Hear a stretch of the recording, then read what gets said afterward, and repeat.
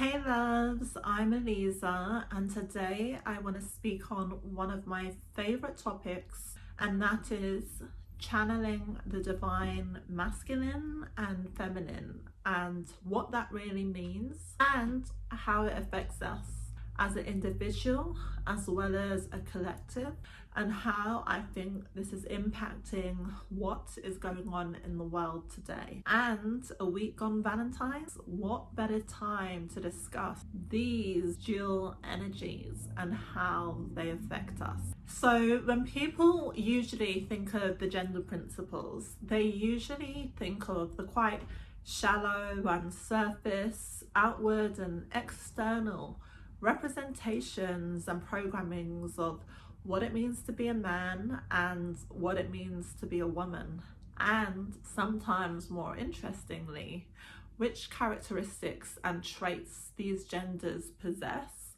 or maybe the lack of. Within each person lays masculine and feminine energies. In fact, these are the two energies which govern our universe. The moon and the sun are of course essential for all life force, representing the yin and the yang from ancient Chinese philosophy or Taoism. The yin represents the moon, associated with femininity, shadow and flow.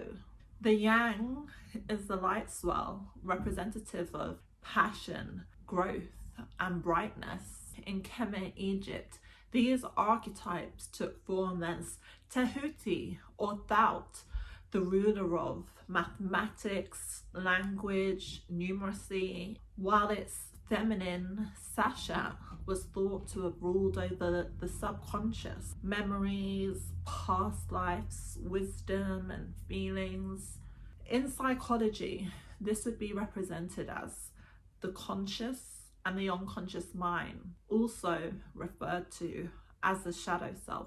Similarly, in the human anatomy, the male reproductive organs are placed on the outside of the body where they are seen, while the woman's is of course on the inside. She transforms and develops her seed in the dark, unseen womb, and this is where the miracle of life takes place. These opposing energies are what work together to create the dynamic of change, chaos, and balance in the universe.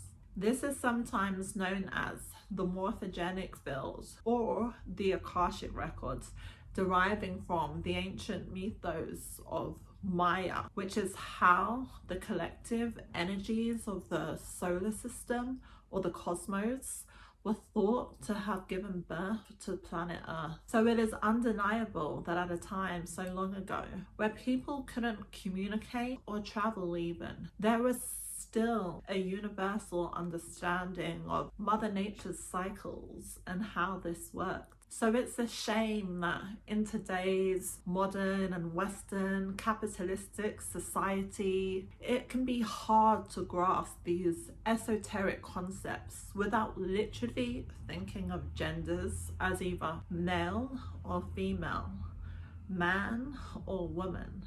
And this has led to a lot of misunderstanding, confusion, and a lack of connection in the world today. Our planet has been out of balance for hundreds and thousands of years, and this is due to the people in power as well as us as individuals and a collective subconsciously placing enormous priority on the masculine paradigm. And this is perceiving and interacting with the world with logic, rationality, hard control and conquer, forcefulness, solution-based thinking and strategizing and domination. Patriarchy and dominant masculine energy has ruled the world for around 5,000 years.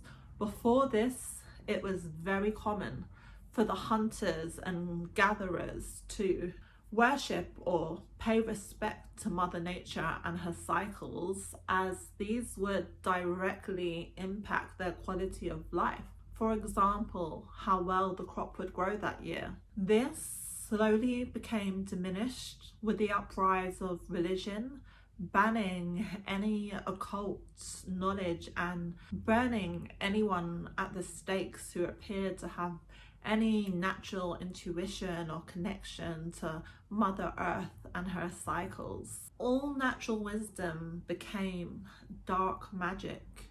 Then came the suppression of all things dark, the human psyche, woman, the moon, and even black cats, which were before seen as sacred.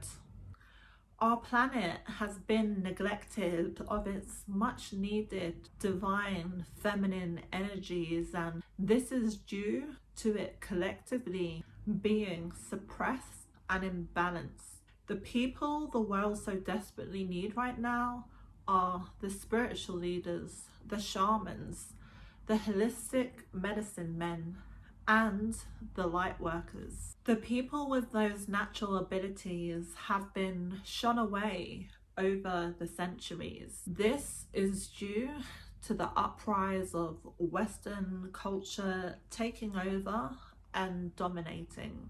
This in turn made the natural, ancient knowledge and wisdom less available or seen as unreal, a bit of a joke, or a sign of possessing dark forces. I mean, we all know that even now there are many people who do not take holistic or natural medicine seriously whatsoever. So we are no longer living in these ancient societies where the village would work together to ensure the survival and safety of the tribe.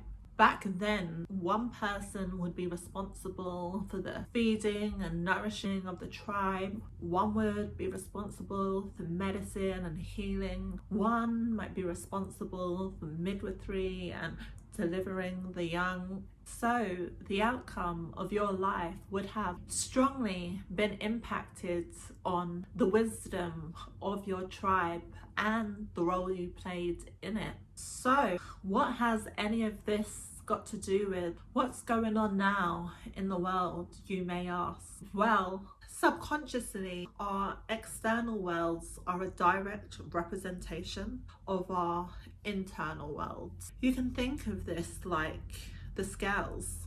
Each of us have a little scale inside our soul. Some of us remember as children seeing the cartoon image of the devil and angel on each shoulder. Some of us know it as the famous heart versus head dynamic. Well, we all have a scale. So what happens when these are in balance? Well, quite simply, chaos.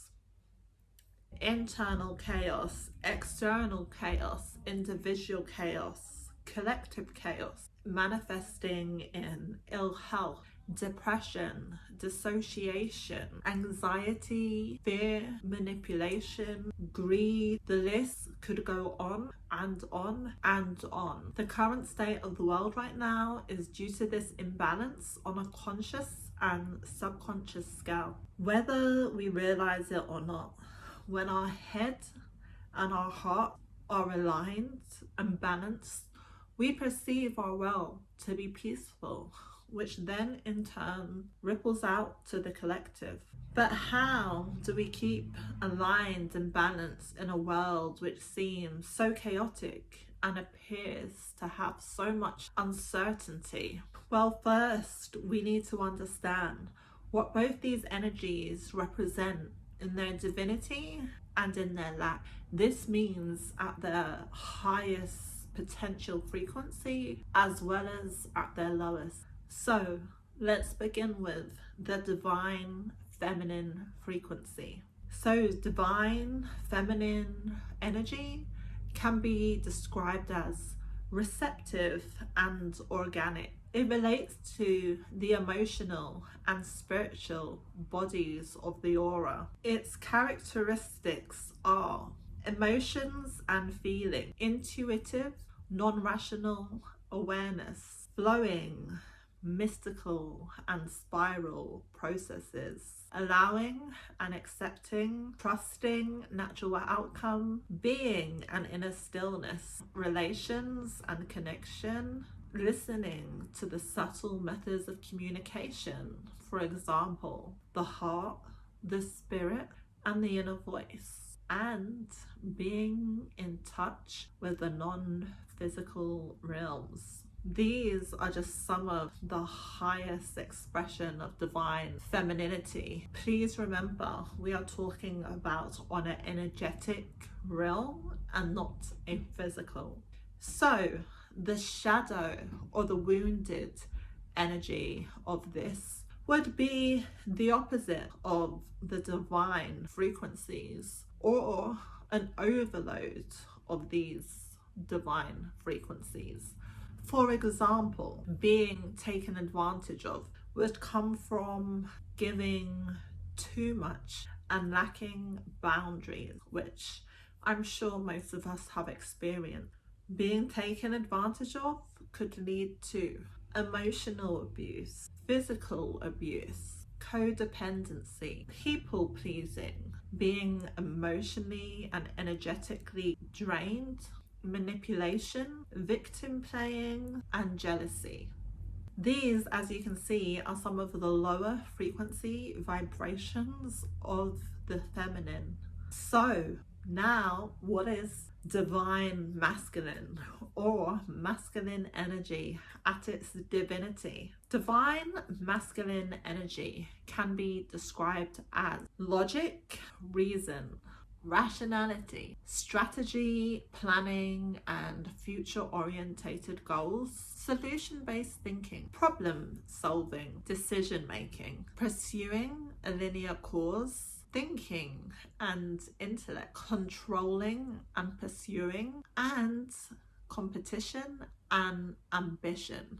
Equally, the shadow or wounded masculine energy would be the opposite of these characteristics and traits. Examples of this would be rudeness, selfishness, coldness and emptiness, being scary or aggressive. For example, these young criminals who, instead of using their dominant masculine energy and force to protect and defend, they would instead use this to bully, scare, and abuse. Everything in life has a shadow, and it's natural to experience these within our lifetime. It's understanding that both these divine energies are what is needed to create and sustain a harmonious and peaceful, balanced life. They are supposed to protect and nurture one another instead of conflicting. However, it is when there is an imbalance of energies or a wounded energy within us, which then manifests as an illness within our body or mind, which then in turn ripples out to the collective consciousness. Healing and balancing these energies within us is what is needed to attract the energies we need. If you're unsure on how you're utilizing these energies, I would recommend sitting on it, meaning meditation. Taking time to just sit with yourself and take an honest look at your monthly, weekly, or daily routine and ask yourself, which of these energies do I primarily dominate with? Can I easily flow between the two? Do I have some wounded energy in need of healing? And are the majority of aspects in my life feeling authentic and balanced and in line to who I truly am? Sometimes we are so busy in our minds, the masculine, that we forget to take the time to just be present, the being aspect of the feminine. This is absolutely necessary and essential to stay in tune and maintain a personal and intimate relationship with yourself, which realistically is the most important relationship you'll ever have. When we are in true alignment with the way we feel and the way we live our life, this subconsciously ripples out to the subconscious collective. So in a day and age where there are so many different world leaders, cultures, beliefs and systems, as well as the rise of the new age self-help industries, as well as the overload of constant information available on the web, it can be extremely confusing in understanding what it is we should be doing to progress and to contribute. Some claim that the law of attraction and wishful thinking alone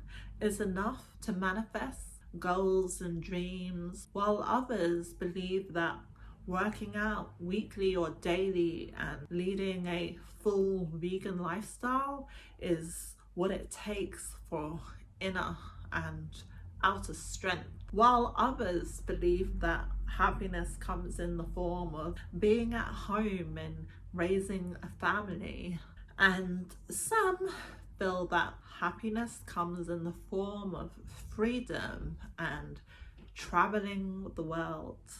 The possibilities in life are endless, and that is why it is important to know yourself intimately. And that is why I am personally all about balance, and as a true Libran, I personally resonate with how important yet difficult it can be to keep those scales as even as possible. For example, someone who is unable to earn a certain amount of money for whatever reason, or someone who is unable to lead a fully vegan lifestyle for whatever reason, shouldn't feel shame or lack because this is perceived as unsuccessful or the right thing to do. They should instead develop a intimate relationship with themselves, understanding what their true goals and desires are and how to obtain them